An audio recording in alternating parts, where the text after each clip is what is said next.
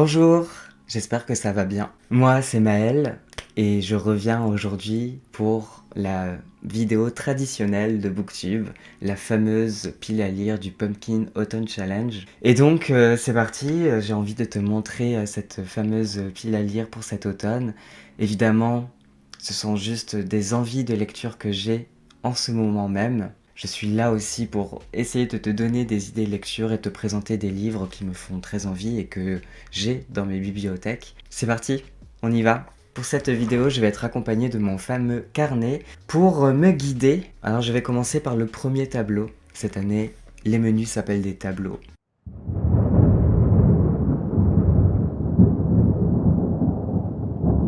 Donc ce premier tableau s'appelle Automne frissonnant et la première catégorie s'appelle Viens flotter avec nous, en référence à ça. Donc les mots-clés sont horreur, thriller, épouvante, clown, fantastique, rouge. J'ai choisi un livre qui rentre dans les mots-clés horreur, épouvante, fantastique. C'est L'ami imaginaire de Stephen Chbosky. Donc c'est aux éditions Calman Levy et c'est traduit de l'anglais par Jean S. C'est un livre, comme tu peux le voir, que j'ai commencé et que j'ai mis sur pause. Je l'ai commencé au cours de l'année 2023. Je ne sais pas vraiment pourquoi j'ai mis sur pause. Je pense que c'était pas le bon moment, mais j'aime bien cette histoire. Cette histoire nous emmène dans une petite ville. Dans cette petite ville, il y a une mère et son fils qui sont en cavale. Et en cavale, à propos de quoi, etc. Il y a quand même un petit mystère déjà sur cette cavale.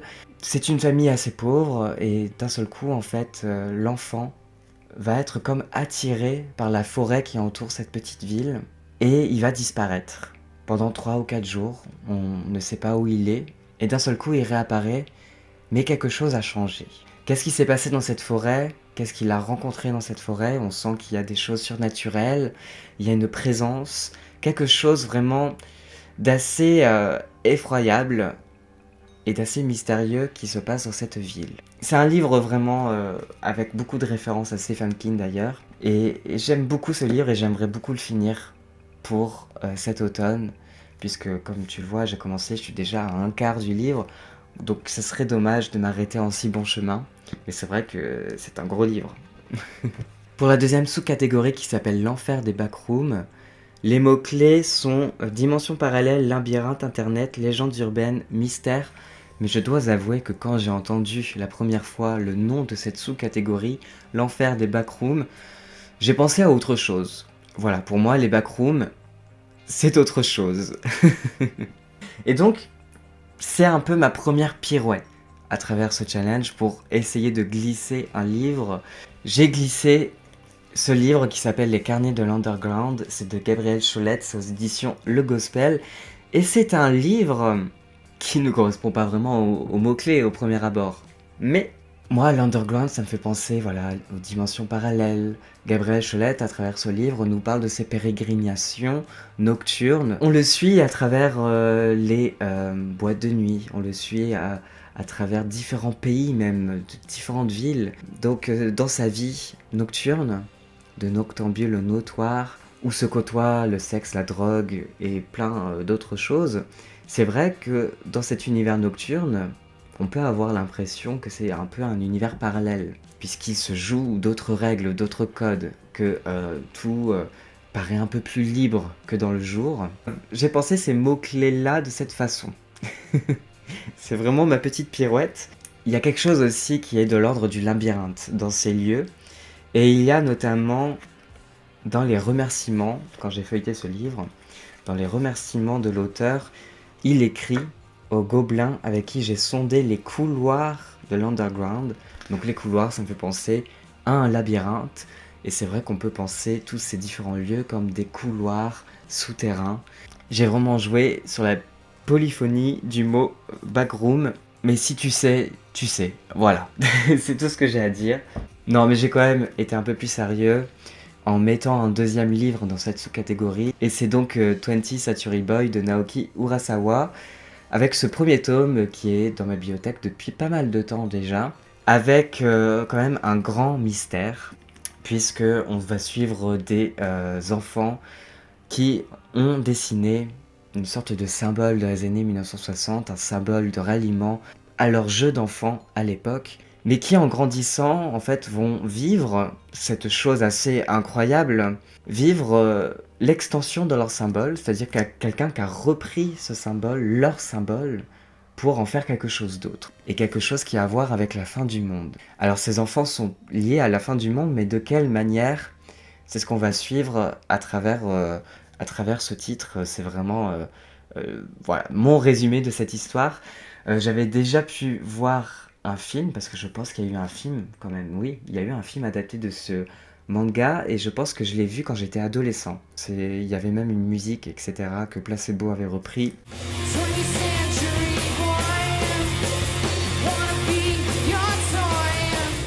Bref, il faut que je lise le manga, surtout que j'aime beaucoup Naoki Urasawa, j'avais adoré son manga plus tôt. La troisième sous-catégorie s'appelle Perfectly Splendid.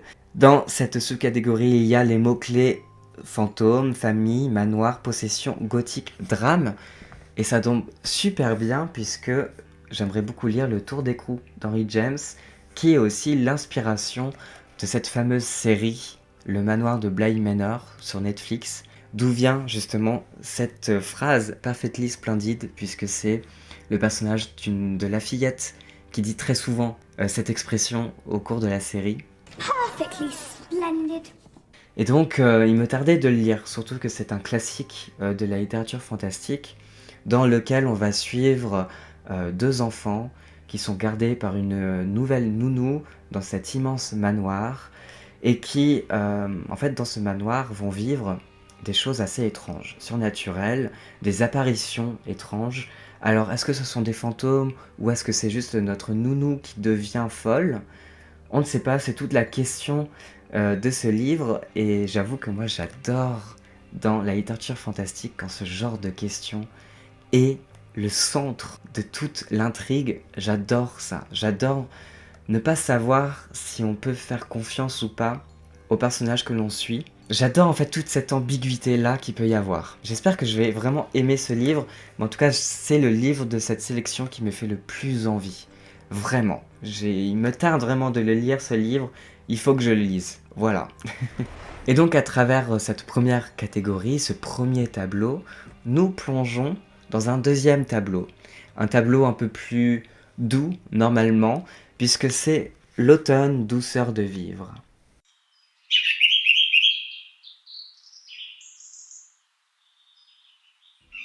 Dans ce nouveau tableau, on retrouve deux sous-catégories, dont une première qui s'intitule Something Wicked This Way Comes.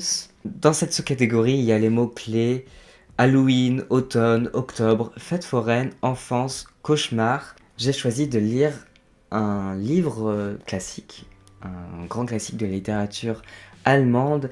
Ça s'appelle Demian, c'est de Hermann Hesse, c'est aux éditions Livre de Poche. Et donc c'est un livre que je ne connaissais pas vraiment, en fait. Je suis pas du tout calé dans la littérature allemande, mais c'est un récit initiatique. Et en général, j'aime assez les récits initiatiques. On va suivre la jeunesse d'Émile Sinclair, qui va rencontrer Damian, et Damian va lui apprendre à se rebeller. Et donc voilà, cette rencontre va amener Émile Sinclair à se révolter pour se trouver, à s'exposer à la fois au divin et au démoniaque, pourquoi pas, et à traverser le chaos pour mériter l'accomplissement de sa destinée propre. Comme tu peux le voir, c'est un livre que j'ai commencé aussi et que j'ai mis sur pause. Et c'est un style qui peut s'apparenter, je trouve, à un style un peu romantique, ce qui est assez détonnant, je trouve, pour un récit initiatique, puisque c'est un style d'écriture qui vient vraiment dans l'intériorité des personnages et de ce que peuvent ressentir notre personnage, le personnage que l'on suit. Et donc c'est vrai que j'aimais beaucoup, et peut-être que là non plus c'était pas vraiment le bon moment, et peut-être que l'automne sera le bon moment pour lire ce livre, en tout cas je l'espère. Pour la deuxième sous-catégorie de ce tableau, donc poupée de souvenirs automatiques à votre service, il faut lire des livres qui correspondent aux mots-clés épistolaires, correspondance, sentiments, émotions, amour, deuil, gratitude, guérison. Donc beaucoup de choses, et c'est pour ça que c'est la sous-catégorie où je vais mettre le plus de livres. Pour commencer, j'ai pensé à ce manga Mars, qui a été réédité il n'y a pas très longtemps, juste ce mois de septembre. C'est un classique du shoujo manga qui me tardait de lire aussi. Je le mets un peu en comparaison, en parallèle dans ma tête avec Nana. J'ai l'impression qu'on est un peu dans cette même veine là, justement, des shoujo manga de cette époque-là, des années 90. Donc c'est une romance en fait, un manga assez dramatique, avec un peu de fantastique, puisqu'on va suivre la relation d'amour entre Kira et Rei, qui va être ébranlée par l'apparition d'un dieu, Mars, le dieu qui s'en mêle. Et on va voir qu'en fait, les deux jeunes gens vont être habités par les ténèbres et partent en quête de lumière. C'est en tout cas la dernière partie du résumé. Ça m'intrigue énormément, j'aime beaucoup les dessins, j'aime beaucoup l'esthétique. Pareil, là je n'ai que à découvrir ce manga et j'ai très hâte de le découvrir. Donc ça peut vraiment rentrer dans les mots-clés sentiments, émotions. Je pense qu'on y est. Je mets aussi ce livre, Les Nageurs de la Nuit de Thomas Jedrowski, donc c'est aux éditions La Croisée. Dans ce livre, Les Nageurs de la Nuit, on est donc en Pologne en 1980 et on va suivre deux étudiants qui tombent amoureux, Ludwig et Janusz. Mais à Varsovie, sous le joug d'un parti soupçonneux, leur relation doit rester clandestine. Il y en a un des deux qui veut rentrer dans le rang du parti, tandis que l'autre s'insurge contre la politique injuste de son pays. Deux étudiants aux idéaux politiques différents qui tombent amoureux. On est dans le cadre d'un amour clandestin, d'un amour interdit et d'un amour forcément dramatique. J'aime ce genre d'histoire. Voilà, j'aime pleurer sur mes livres. J'aime les amours interdites et les amours dramatiques. Même si aussi j'aime beaucoup lire des livres et des relations homosexuelles qui finissent bien. Ce livre m'intéresse en tout cas. C'est une prose délicate et psychologique qui rappelle celle de Garth Greenwell et d'Andrea Simon. Voilà, deux références que j'aime beaucoup, donc ça ne peut que me plaire, normalement. Je vais aussi mettre un petit roman graphique, Le Jardin Paris de Gaël Genillier, donc c'est aux éditions Delcourt Mirage. Et voilà, ce sera le moment aussi. Là, on est dans le cadre également d'une histoire d'amour. Est-ce qu'on n'est pas dans les années 30 là? J'ai peur de dire des bêtises. Mais sachez que j'ai très envie de lire ce livre, vraiment beaucoup. On va rester un peu dans les sentiments avec Prélude à son absence de Robin Josserand, qui est un premier roman publié aux éditions Mercure de France. Un roman que mon libraire préféré de Paris m'a conseillé, Mika si tu passes par là. Et il m'a dit en me conseillant, tu vas adorer parce que ça répond un peu à tes références littéraires. Hervé Guibert, Cyril Collard, Guillaume Dustan, apparemment on retrouve ces références dans ce livre, dans l'écriture, dans le style. Ça ne peut que me plaire, voilà, je lui fais entièrement confiance. Donc là pareil, on est à travers la vie d'un narrateur, le narrateur qui a 30 ans, travaille dans une bibliothèque. Il aperçoit Sven et il est subjugué, ce jeune homme fait la manche assis par terre, le visage livide et émacié. Le lendemain, Sven n'est plus là, laissant le narrateur mélancolique. Donc ouais, je suis sûr que c'est un livre qui va me plaire. Vraiment, j'en suis persuadé là. Et j'ai également un classique de la littérature française que j'ai commencé et que j'aimerais bien finir. Une page d'amour de Émile Zola. C'est un Rougon-Macquart que je ne connaissais pas vraiment, que je vois très peu passer sur les réseaux sociaux. C'est vrai qu'on n'entend pas beaucoup parler de ce livre. Et donc, de ce fait, c'est un livre dont je ne connais pas forcément l'histoire. Et j'ai pas envie de la connaître, en fait. J'ai envie de rester dans quelque chose d'inconnu. Pour une fois qu'on peut l'être à travers un classique et à travers un livre d'Émile Zola. Voilà, je veux rester dans cet inconnu pour le découvrir vraiment et être surpris. Et déjà, je suis un peu surpris d'ailleurs. Je trouve que le style d'écriture est un peu différent des autres Rougon-Macquart que j'ai pu lire, puisqu'on a aussi une écriture presque vraiment portée là aussi sur la psychologie et sur l'état mental des personnages. Et donc voilà, mais je sais qu'on va suivre un amour difficile, forcément compliqué, avec des hauts et des bas et des drames. Dans cette vidéo, j'utilise très souvent cette expression « il me tarde de découvrir », mais parce qu'en fait, j'ai très envie de lire tous ces livres-là. C'est bien ça le problème. Enfin, le problème. Le problème, c'est le temps. Est-ce que j'aurai le temps de lire tous ces livres-là? Mais pas de pression, ces livres ne vont pas disparaître. Et je sais que je vais finir ce livre à un moment donné, et en tout cas, il me donne très envie. Et il y a également un livre qui n'est pas encore sorti, mais que j'aimerais beaucoup lire, qui va sortir dans les jours qui suivent. Ce livre, c'est Le temps est une mer d'Oceanwong. C'est donc un recueil de poésie écrit par Oceanwong, un de mes écrivains du moment préférés. Vraiment, à chaque fois que j'ai lu un de ses livres, ça a tout de suite été un choc et un vrai coup de cœur. C'est un auteur qui me bouleverse par sa plume singulière, que je trouve vraiment singulière. Et dans ce livre-là, dans ce recueil de poésie, Oceanwong nous parle de deuil, il nous parle de la disparition de sa mère, et il continue à nous parler aussi un peu des traumatismes et de l'héritage des traumatismes de la guerre du Vietnam. Donc ça rentre tout à fait dans les mots-clés deuil, amour, sentiment, émotion, et peut-être aussi guérison, parce que peut-être que l'écriture de ce recueil de poèmes est un peu une sorte de guérison pour Oceanwong. Mais en tout cas, c'est un livre que j'ai très envie de lire, que je vais vraiment me procurer dès sa sortie, et que j'ai envie de lire directement après. Après ce deuxième tableau, on rentre dans le troisième tableau, qui n'est autre que l'automne des bois. Et au-delà, c'est un tableau qui est très compliqué pour moi.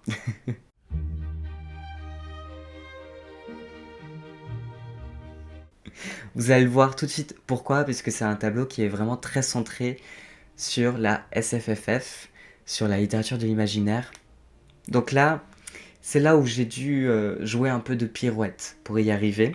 Et donc la première sous-catégorie s'appelle Pomme alors, c'est le goût de la tarte aux amandes. Franchement, les titres des sous-catégories, des fois, ça me... J'ai pas la référence, donc c'est pour ça aussi que ça me fait rire et que ça me paraît un peu étrange. Mais pourquoi pas. Les premiers mots-clés sont animaux, mémoire, intergénérationnel, thé, gourmandise, altruisme, tendresse, aide, guide. Dans cette sous-catégorie, j'ai quand même réussi à placer Over the Rainbow. Alors c'est un livre assez particulier puisqu'en fait c'est le catalogue de l'exposition Over the Rainbow qui se déroule au Centre Pompidou, que j'ai pu voir cet été d'ailleurs, au mois d'août. Je suis trop content parce que c'est une exposition qui est vraiment très importante. Voilà, il faut aller la voir, si vous pouvez aller la voir, n'hésitez franchement pas à y aller. Moi j'ai beaucoup aimé cette exposition, et c'est une exposition qui nous fait rentrer dans la mémoire homosexuelle en France, ce qui est d'autant plus important et qui me parle forcément. Et donc c'est pour ça que je l'ai mis dans cette sous-catégorie, puisqu'on parle de mémoire et aussi d'intergénération. C'est très très important, et je trouve déjà que c'est plutôt pas mal bien construit, puisqu'on va avoir voilà, différents repères. Et c'est pour ça que ça me tenait à cœur aussi de le mettre là, et de le lire, parce que même si j'ai vu l'exposition, ça va me permettre de revenir dans les enjeux de cette exposition. Donc c'est Over the Rainbow. Je vais rester dans ces mots-clés mémoire et intergénération en te présentant ce deuxième livre, L'art de perdre, de Alice Zeniter. C'est un livre que ma mère a adoré et qu'elle me conseille depuis des mois et des mois. Elle me conseille très très très souvent. Je pense que c'est un livre qui l'a marqué parce qu'elle a appris beaucoup de choses aussi sur la guerre d'Algérie. Et moi de même en fait, je ne connais pas forcément beaucoup de choses sur la guerre d'Algérie. Ça reste une période et une guerre qui, dans ma mémoire, est floue. Puisque quand j'étais au lycée, en fait, j'ai vraiment survolé cette période. Et donc, j'ai des manques, en fait, et j'ai envie d'en savoir plus. Et apparemment, ce livre va me permettre de rentrer dans l'ambiguïté de cette guerre, dans la complexité de cette guerre, et je vais rentrer dans cette sous-catégorie, dans le mot-clé mémoire. Et je vais aussi te parler d'Étrangers sur la grève de Tash Ho, que j'ai commencé, et pareil, que j'ai mis sur pause, mais que je vais continuer cet automne. Donc c'est un portrait de famille, le portrait de la famille de Tash Ho, c'est aux éditions Fayard, et c'est traduit de l'anglais par Johann Frédéric Helgwech. Enfant de la diaspora chinoise, Tash Ho explore dans ce court récit intime le labyrinthe de ses origines. J'aurais pu le mettre également dans l'enfer des backrooms et le faire rentrer dans le mot-clé labyrinthe. Et il nous parle de l'arrivée en Malaisie de ses grands-parents, tout en mêlant ça à travers ses souvenirs. En fait, c'est vraiment une exploration de son identité à travers son schéma familial, qui est donc traversé par la Chine, par la Malaisie, par l'exil, et par les différents silences et les différentes histoires aussi liées à la guerre, etc., etc. Donc c'est un livre qui paraît assez complexe, mais c'est de l'autobiographie, et moi j'aime beaucoup l'autobiographie, j'aime beaucoup ce genre de livre-là justement. C'est une interrogation sur le passé et sur l'identité. Il y a même des photos, alors on est peut-être même dans l'écriture du vécu, un peu à la manière d'Annie Ernaux, ou même d'Édouard Louis peut-être. C'est ce genre de récit-là que j'aime beaucoup. Je vais aussi faire rentrer dans cette sous-catégorie des mangas, évidemment, avec Fruits Basket, que j'ai très envie de relire. Alors comme tu peux le voir, c'est un manga qui est dans ma bibliothèque depuis très très très longtemps, depuis mon adolescence. C'est le manga de mon adolescence, et on a remarqué ça avec ma meilleure amie que j'ai vue il n'y a pas très longtemps, puisque elle est en train de relire Fruits Basket en ce moment. Et quand on s'est vu, elle m'en a parlé, et elle m'a dit, mais tu te rends compte, en fait c'est vraiment le manga de notre adolescence, parce que c'est le manga qui m'a bouleversé quand j'étais adolescent. Je m'en souviens vraiment de lire ce manga, d'être déchiré par ce que je lisais, d'être vraiment très ému, bouleversé, de le lire en cachette, de le lire même en cours. C'est pour vous dire, c'est un manga qui m'a tenu en haleine pendant mes années d'adolescence quand j'étais au collège. Et je me rends compte que c'est un manga qui m'a tenu en haleine parce que, en fait, il a répondu à des problématiques que j'avais à cette époque-là. Et ma meilleure amie et moi, nous sommes des personnes LGBTQIA+, et je me rends compte à quel point ce manga a pu parler de manière générale à la communauté LGBTQIA+, et justement à des collégiens et collégiennes comme moi à l'époque, qui se sont avérés être des enfants queer, parce que ce manga parle de la marginalité et de la marginalisation. Donc c'est aussi un manga qui parle beaucoup d'identité finalement. Et c'est pour ça que j'avais envie de le relire, parce que j'avais envie de me replonger dans ces questionnements-là et d'essayer, non pas de le lire comme si j'étais encore le jeune collégien, mais de le lire vraiment avec ce regard de jeune adulte que je peux porter maintenant. Et c'est vraiment un manga doudou en fait. Là, on va rentrer dans les sous-catégories très fantasy. Et donc, les seuls livres qui peuvent rentrer, selon moi, dans ma bibliothèque, qui sont dans ma bibliothèque, dans cette sous-catégorie, ce sont des mangas. Pour la sous-catégorie légende de la hache noire, les mots-clés sont médiéval, quête, épopée, fantasy, illustré. J'ai donc choisi de mettre Frieren, la suite de Frieren. Je suis pour le moment arrivé au tome 7. Enfin, je suis en train de lire le tome 6 déjà, j'ai pas encore fini, et donc il faut que je rattrape un peu mon retard par rapport aux sorties, puisqu'il y a déjà 9 tomes qui sont sortis. Voilà, je les ai quand même achetés, hein, comme tu peux te rendre compte, mais c'est la fantaisie que j'aime beaucoup, qui me surprend en fait à chaque tome. Déjà les dessins, je les aime énormément, l'esthétique, je l'aime énormément, mais aussi la manière dont le manga est narré. Je trouve que c'est très différent de mangas de fantasy que j'ai pu lire jusqu'à présent, puisque là, même si on est dans une quête, dans une épopée, on est aussi plongé dans le train-train quotidien, un peu, de nos héros et de leur épopée. Et en fait, ça correspond tout à fait, je trouve, à l'atmosphère un peu automnale. Donc, si tu veux lire un manga pour cet automne, je te conseille vraiment Frieren. Donc ce sera le seul titre que je vais pouvoir mettre dans cette sous-catégorie. Je passe à la sous-catégorie suivante, qui s'appelle donc La mélodie infernale de la corne de chasse, qui est une référence apparemment à Monster Hunter, un jeu vidéo que je connais de nom parce que mon frère y jouait. Et donc dans cette sous-catégorie, il faut faire correspondre un livre avec les mots-clés monstre, créature, wyvern, expédition, aventure, et j'ai choisi de venir y glisser Naruto, car je suis aussi en train de relire les Naruto et je suis arrivé au tome 5. Et j'aimerais beaucoup rattraper mon retard, parce que pareil, comme vous le voyez derrière moi, j'ai acheté la suite. Là, ce sont les mangas que j'avais déjà, et je suis en train de les racheter dans cette édition parfaite, et de les relire, et donc j'ai un retard aussi à rattraper, puisque là, il y a 15 tomes. Je suis arrivé au tome 6. Il va falloir que je carbure un peu. J'aime tellement, tellement me replonger dans ce manga. C'est dingue. Vraiment, je pensais pas du tout. Là, pour le coup, c'est vraiment une Madeleine de Proust. Je me rends compte à quel point j'étais fan quand ça a été un des premiers mangas que j'ai lu. Donc, déjà, rien que ça, évidemment que la part nostalgique est très présente. Donc, je passe vite fait à la sous-catégorie suivante, la dernière sous-catégorie de ce tableau, qui s'appelle Rocket Raccoon on the Run. Donc là, il faut un livre qui corresponde aux mots-clés mutation, science-fiction, expérience scientifique, chasseur de primes, gardien, galaxie. J'ai choisi de lire un classique du manga, Akira, que je n'ai toujours pas lu. Et là, pareil, il serait temps que je le lise et que je découvre ce manga. Et donc on passe au quatrième tableau, enfin, l'automne rayonnant.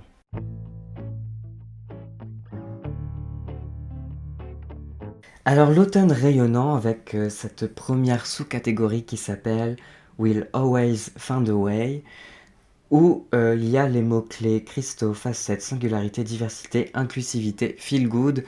Ça me permet de glisser un peu mes petits livres personnels et un peu queer, donc ce qui est parfait pour moi. Et donc j'ai très envie de lire pour cette sous-catégorie le livre Polly. Donc c'est un roman graphique de Fabrice Melchior et Isabelle Pralong.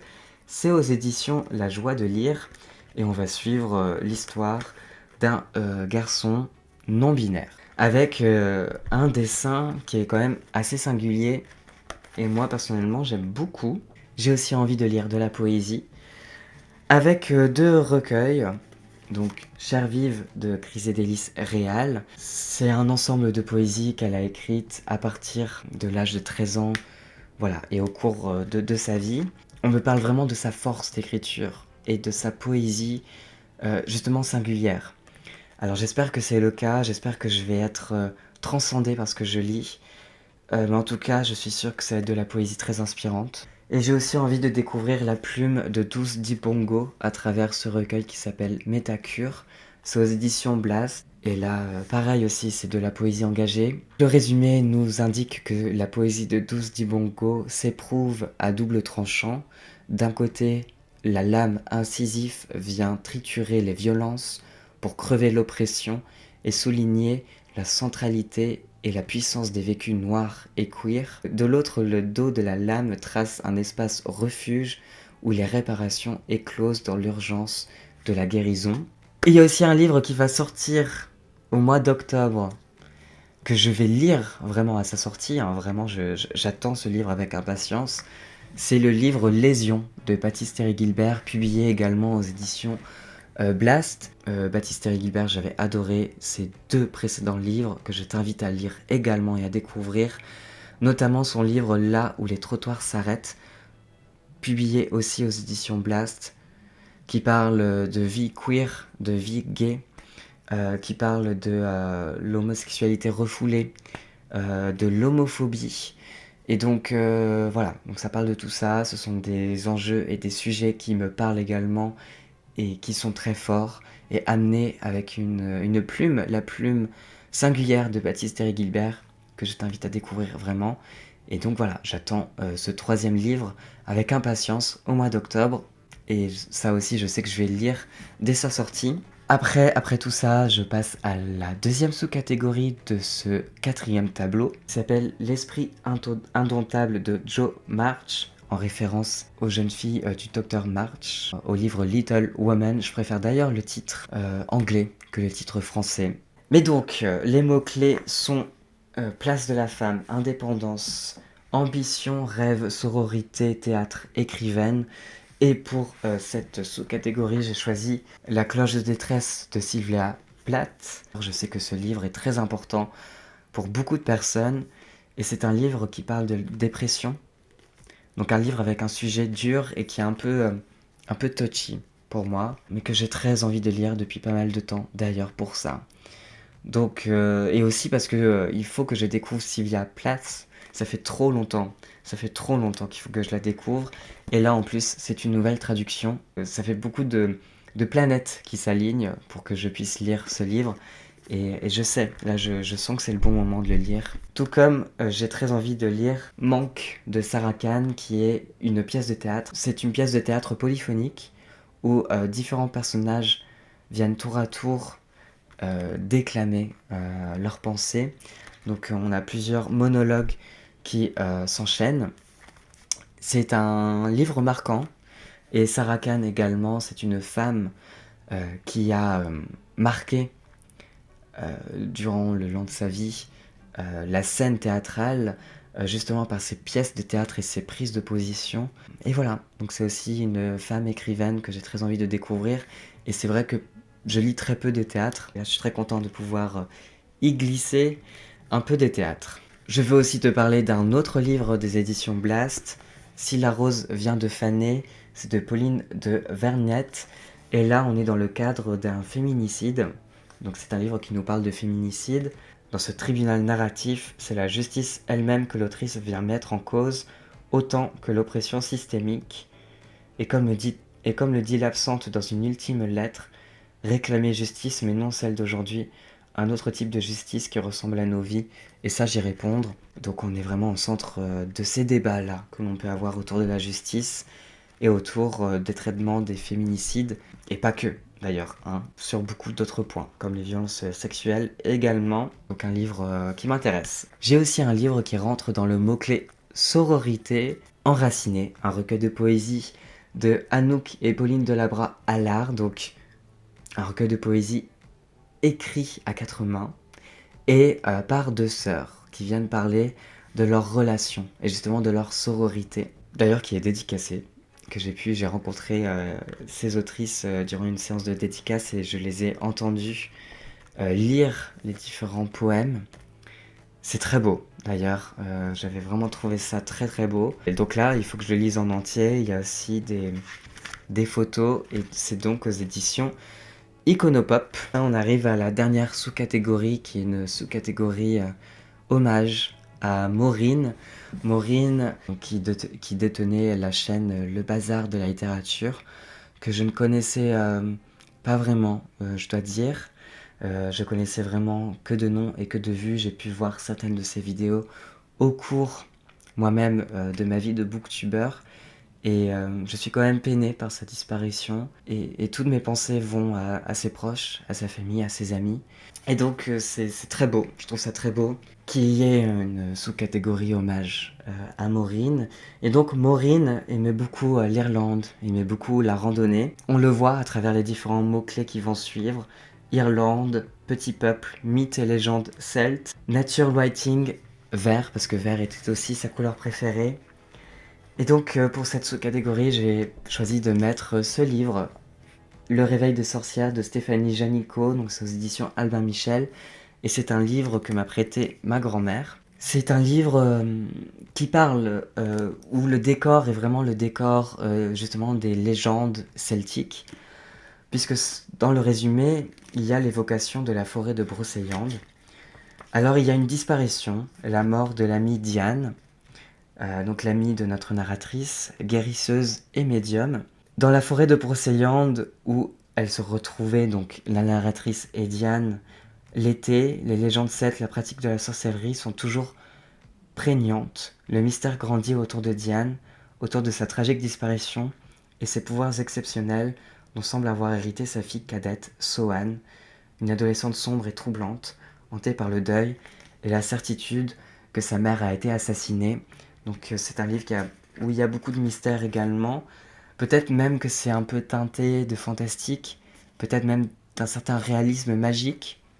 Mais en tout cas, il y a les légendes celtiques en toile de fond. Et c'est donc pour ça que j'ai choisi de faire correspondre ce livre-là avec cette dernière sous-catégorie. Et voilà, cela conclut donc ma palle pour le Pumpkin Autumn Challenge, mes envies de lecture pour cet automne. N'hésite pas à venir parler des livres que tu comptes lire pour cet automne, peut-être même qu'on a des livres en commun. Et si on n'a pas des livres en commun, j'espère en tout cas que cette petite sélection, que cette grande sélection, pourquoi petite, c'est une grande sélection, j'espère que je vais y arriver, mais pas de pression, hein, évidemment. Je me dis à chaque fois, un leitmotiv, Pas de pression, Maëlle, pas de pression. Mais en tout cas, j'espère que cette sélection t'aura intéressé, malgré tout. Qu'elle t'aura peut-être même fait découvrir des nouveaux titres. Voilà, n'hésite pas à me le signifier en commentaire. Voilà, je suis très content de revenir par ici. Je vais peut-être pas le faire de manière régulière, comme j'ai pu le faire pendant plusieurs années. Parce que l'année 2023 a été une année d'incertitude. D'incertitude venant de moi-même, en fait, juste sur moi-même. Est-ce que j'aurai l'état mental suffisamment stable pour être régulier par ici? Je ne sais pas du tout. Mais j'espère vraiment. En tout cas, je sais que je vais prendre le temps cette fois-ci. Et peut-être un peu plus de distance également. Mais en tout cas, je suis vraiment content de parvenir à tourner cette vidéo. De parvenir à le faire jusqu'au bout. Parce que si tu vois cette vidéo, c'est que j'aurais été jusqu'au bout de la démarche de la publication. Voilà, en tout cas, merci d'être là avec moi et merci de l'avoir regardé jusqu'au bout.